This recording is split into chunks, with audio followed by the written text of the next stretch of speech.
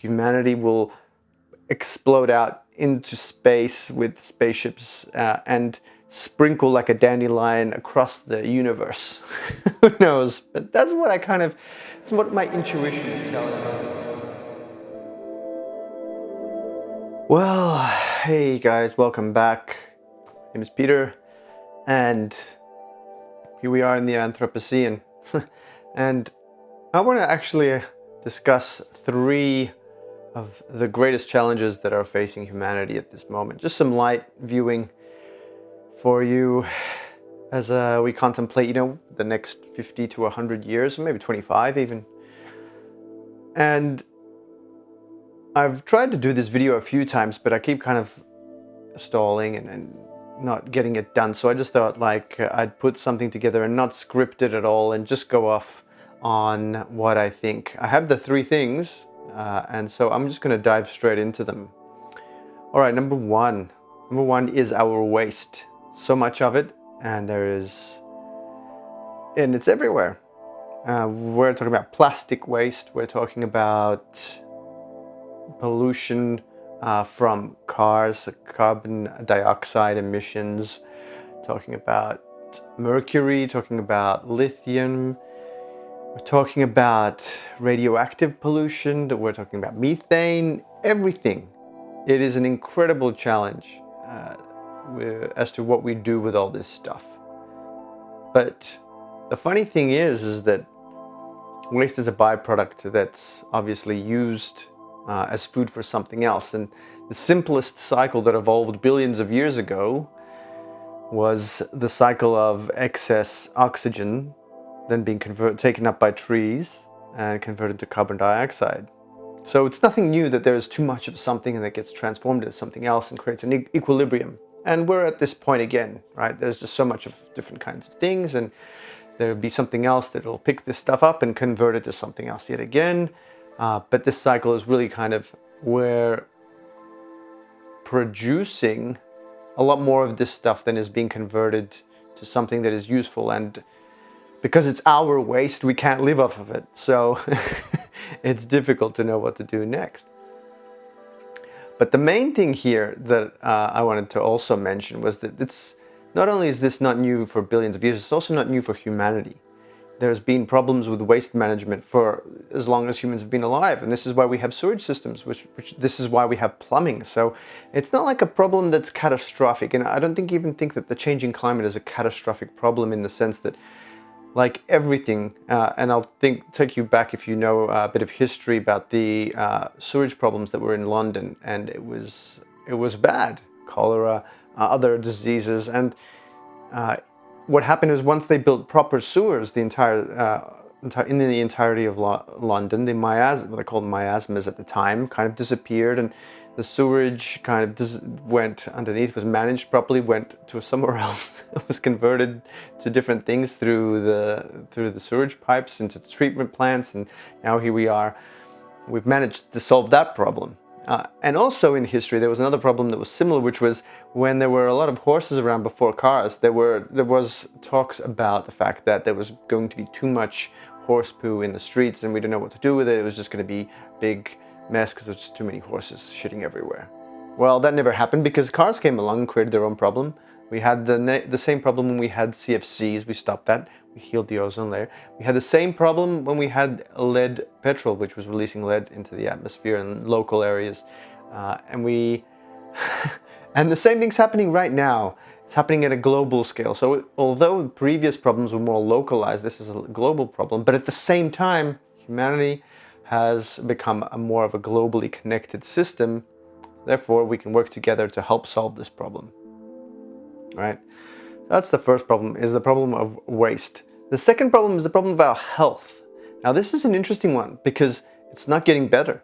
And what I'm referring to is fundamental indicators of human health have been deteriorating over the last, I think, 30 years or something like that. So although we have had a good increase in lifespans because we've been able to save ourselves from things that are critical, like bacteria, like viruses with vaccines, some of the big hitting ones. Another one is, again, plumbing and good hygiene and all those kind of things. So like the germ theory of diseases was a huge step in humans' ability to manage that. But the health that I'm talking about is probably more related to how the food industry as a whole, how we feed ourselves, and how it connects to the idea that we want to maximize profits for food companies and how we want to maximize profits for health.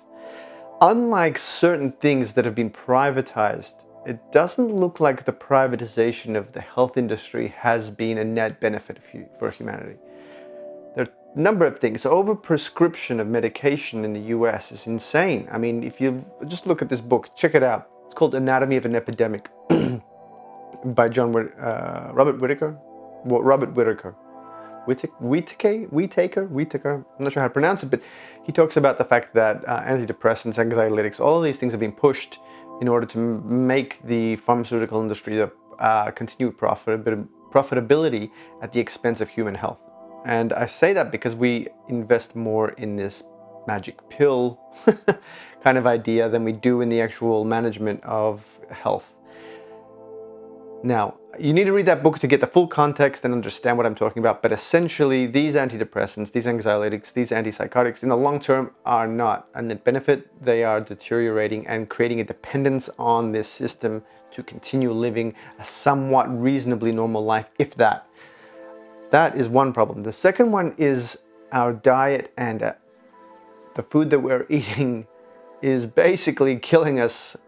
And I just recently watched a documentary about diabetes, and it's bad. It's really bad. Obesity, being overweight, all of this is really bad. And the worst thing about it is that since the 1980s, everything that has been tried has failed. Nothing is working. We're just getting fatter. We're getting more overweight, and that is causing a huge strain on the health system. These are avoidable things, right? We can find these diseases weren't around in the 1950s, 1960s like this, so there was never this much diabetes. Now I've looked at the stats, and I think in the early 20th century, I think it was 1 in 10,000 or something like that, some ridiculously small amount of diabetes. But now diabetes is so common. It's like 1 in 11 people have diabetes or are pre-diabetic. It's out of control. Alcoholism would cause diabetes, but because of the way that it worked with the liver and its metabolism. So that's a huge challenge for humanity. This is a global problem. Everywhere is getting fat, everywhere is getting overweight, everywhere is getting unhealthy in this sense. There are people that are raising alarm bells here, there, everywhere, but nothing's happening. As much as we make all this noise, we try to create these apps that manage your health, we try to do these fitness training programs, la-di-da-di-da, not working on the global scale, on the bigger picture scale. Small pockets, it's working. For me, it's worked, but that's because I've taken the initiative and I've educated myself, and I've had the privilege of being able to spend time to educate myself on the entire process of health and the things associated with the implications of excess sugar intake and lack of exercise. And so that's number 2, our human health. And number 3, and this one's the worst one because no one has any idea what to do about it. And once it starts, it's like there's no historical precedent also for this. Demographics. No one's having kids. Yep, that's it. There's a documentary called The Birth Gap that talks about this. It's a real thing. There are some people saying it's not that bad, but if you want to look at how bad it's going to get, have a look at South Korea. Schools are closing down.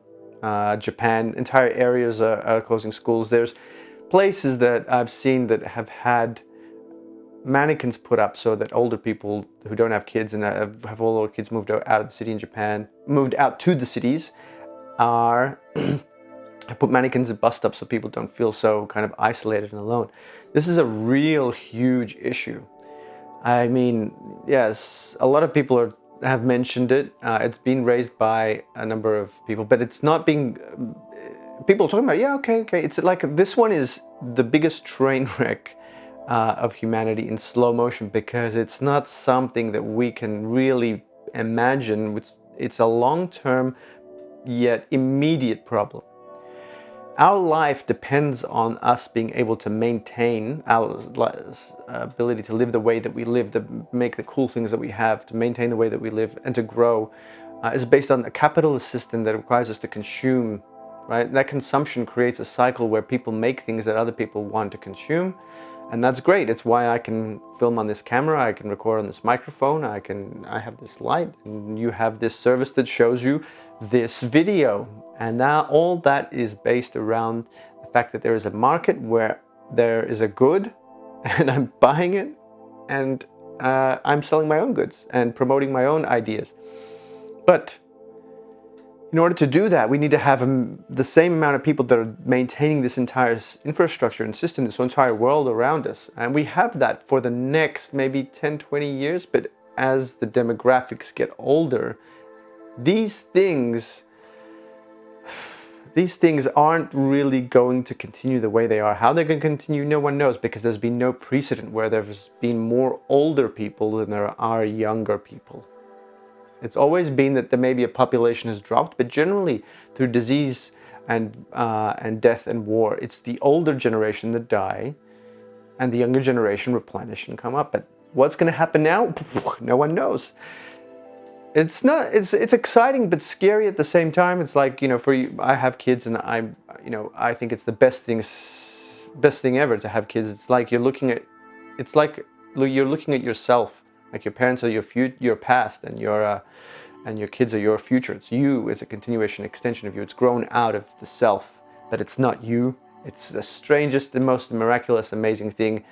And I wish there was more of the ability for us to manage and maintain a life where people don't think that they have to have all this stuff to have kids. Because at the end of the day, you might have a nice car, but a nice house, it's never worth it. It's not worth it. Nothing. You would, if you have a kid and they're gone, you would give everything to get them back. The house doesn't matter. Nothing matters once you have kids. And once upon a time, maybe that was an important part of developed nations culture, but seems like it's gone. And everybody's saying have more kids, but it's just not happening. And I can understand why in a certain way, because you have this, one of the alternatives to having kids is being independent and doing your own thing. And kids are a responsibility, and they take your time, and sometimes you just want to do your own thing. But at the same time, it's like the joy you get out of it, you can't put a price on. So that's what I mean when we're reaching this peak of humanity, is that this demographic trend is really reaching this point where we're just maxed out at the way that we've created, the amount of people are going here. And just like a flower reaches a peak bloom, and just like, you get this acceleration of electricity before a lightning strike happens, and there's a big bolt and releases the energy. There's an impulse, electrical impulse in the nerves of your body all the time, and each one of those is an action potential that releases. There's a critical mass, and then something happens, and it's almost like we're reaching this critical mass of humanity, and maybe like a mushroom releases its spores, humanity will explode out into space with spaceships and sprinkle like a dandelion across the universe. Who knows? But that's what my intuition is telling me. So guys, I think on that note, the next step is to try and talk about the solutions, and maybe I'll leave that for another episode, but at least we know what the greatest challenges are facing us. And one of them, I think all three of them are not solvable by the mindset that was used to create them. And something's telling me that the way we consume and the consumerism, capitalism style of the world, and maybe even the social, the egalitarian aspect of that we've had, neither of these ideas are going to solve the future problems that we have, because both of them are there. We've had left and right kind of ideas. Something else needs to happen, and who knows what that's going to be. But it's exciting to be part of this journey and find out in the next 50 to 100 years what that's going to be. Well, guys, that's it. I hope you enjoyed this, and I hope you hope it's really made you think about what's coming up for us. There's so many interesting things happening in the world. So from those three main branches, I think the rest of the next 50 to 100 years are going to be like, so they're going to be related to those three areas. Okay, guys, see ya. See you next time. Bye.